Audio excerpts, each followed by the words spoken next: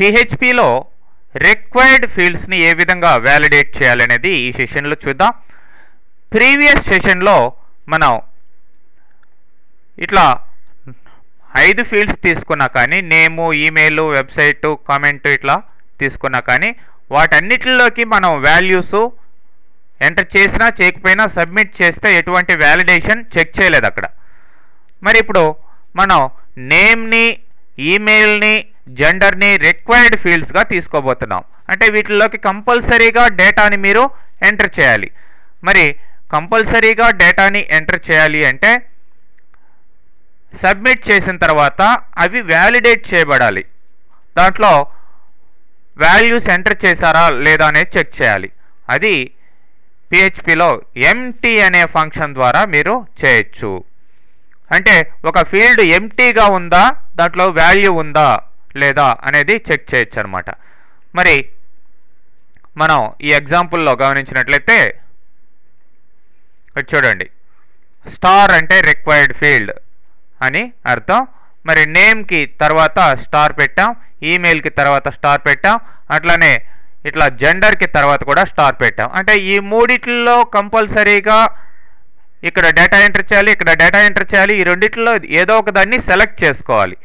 మరి ఈ 2 optional fields, వీటిల్లో డేటా ఎంటర్ చేసినా చేయకపోయినా మీ యొక్క పిహెచ్పి వ్యాలిడేషన్ అనేది వీటిల్లో జరగదు. మరి దానికి ఏం చేస్తామంటే ఈ యొక్క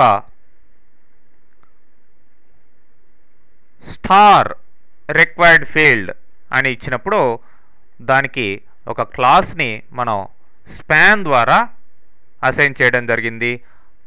దానివల్లనే ఇట్లా రెడ్గా ఆ మెసేజ్ వచ్చిందనమాట. క్లాస్ ఈక్వల్ టు ఎర్రర్ అని ఇచ్చాం స్పాన్ ద్వారా. మరి ఇదంతా కూడా రెడ్గా కనిపిస్తుంది. ఎర్రర్ మెసేజ్ ఎలా ఉందో ఆ విధంగా కనిపిస్తూ ఉంటుంది. మరి నెక్స్ట్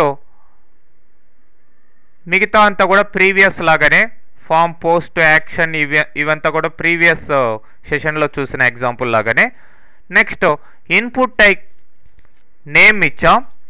నేమ్ తర్వాత స్టార్ ఉండాలి. స్టార్ కూడా ఇట్లా రెడ్గా ఉండాలి కాబట్టి ఇక్కడ స్టార్కి ముందర స్పాన్ క్లాస్ ఎర్రర్ అని ఇచ్చాం.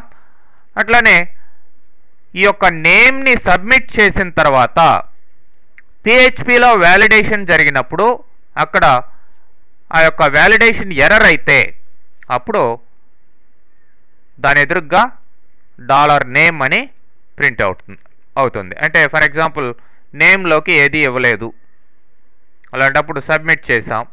చూడండి, ఇట్లా name is required, email is required, gender is required అని వాటి కరస్పాండింగ్ ఎర్రర్ మెసేజెస్ వాటి ఎదురుగా ఇట్లా డిస్ప్లే అవుతాయి. వాటి కోసం ఇట్లా PHP echo name error, email error ఇట్లాంటి వేరియబుల్స్లో ఉండే వాల్యూస్ని, జెండర్ ఎర్రర్ ఈ వేరియబుల్స్లో ఉండే వాల్యూస్ని ఎకో ద్వారా ప్రింట్ చేస్తున్నాం. ఎప్పుడు ఇవి సబ్మిషన్ అయిన తర్వాత పిహెచ్పిలో వ్యాలిడేట్ అయిన తర్వాత వచ్చే ఆ యొక్క ఎర్రర్ వేరియబుల్స్ యొక్క వాల్యూస్ అక్కడ ప్రింట్ కావడం జరుగుతుంది. మరి ఇక్కడ స్టైల్లో చూడండి, .ఎర్రర్ అని ఈ యొక్క సిఎస్ఎస్ స్టైల్ని మనం ఒకదాన్ని క్రియేట్ చేస్తున్నాం. కలర్ ఇట్లా కలర్ రెడ్ కలర్ ఇవ్వడం, కలర్ కోడ్ ఇవ్వడం జరిగింది. ఈ క్లాస్నే మనం కింద కూడా అన్నిటిలో వాడాం. స్పాన్ క్లాస్ ఎర్రర్ అని వాడడం జరిగింది. ఓకే, దాని ద్వారానే ఈ యొక్క స్టైల్, ఆ రెడ్ స్టైల్ ఆ స్టార్కి ఎర్రర్ మెసేజెస్కి రావడం జరుగుతుంది. ఓకే, ఎనీవే మనం పిహెచ్పిలో సబ్మిట్ చేసిన తర్వాత ఒక్కొక్క వాల్యూని తీసుకొని వ్యాలిడేట్ చేయాలి.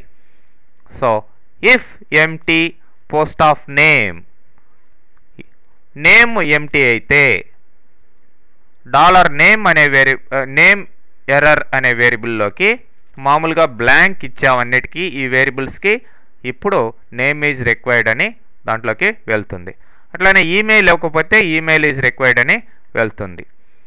వెబ్సైట్ ఇచ్చినా ఇవ్వకపోయినా దానికి ఏం ప్రాబ్లం లేదు, వెబ్సైట్కి వ్యాలిడేషన్ లేదు. అట్లానే జెండర్కి కూడా ఎర్రర్ మెసేజ్ ఉంది. ఎప్పుడు ఇవి ఎంటీ అయితే ఈ ఎర్రర్ మెసేజ్ వెళ్తుంది. ఎల్స్ ప్రీవియస్ ఎగ్జాంపుల్లో లాగానే జస్ట్ టెస్ట్ ఇన్పుట్ ఫంక్షన్ ద్వారా టెస్ట్ చేసి, అంటే ట్రిమ్మింగు, స్ట్రిప్ స్లాషెస్, HTML క్యారెక్టర్స్ వీటిని తీసుకొని టెస్ట్ ఇన్పుట్ చేసి మనం ఆ యొక్క వాల్యూస్ని PHPలో వాడుకోవడం జరుగుతుంది. ఓకే, మరి దీన్నే రన్ చేస్తే ఇప్పుడు నేమ్ ఇచ్చాం, ఈమెయిల్ ఇవ్వలేదు అనుకుందాం. ఇవి ఇచ్చినా ఇవ్వకపోయినా ఒకటే, ఫీమేల్ జెండర్ లేదంటే మేల్ జెండర్ ఏదో ఒకటి సెలెక్ట్ చేసాం, సబ్మిట్ అన్నాం. సో ఈమెయిల్ ఈజ్ రిక్వైర్డ్ అని వస్తుంది. ఎడుసాఫ్ట్ మెయిల్ ఇవన్నీ వచ్చేస్తాయి. ఇదొక్కటి మాత్రం రాలేదు కాబట్టి దానికి error message, corresponding error message ఇవ్వడం జరిగింది. ఈ విధంగా ఫామ్లో ఈ యొక్క రిక్వైర్డ్ ఫీల్డ్స్ యొక్క వ్యాలిడేషన్ని చెక్ చేయడం జరుగుతుంది.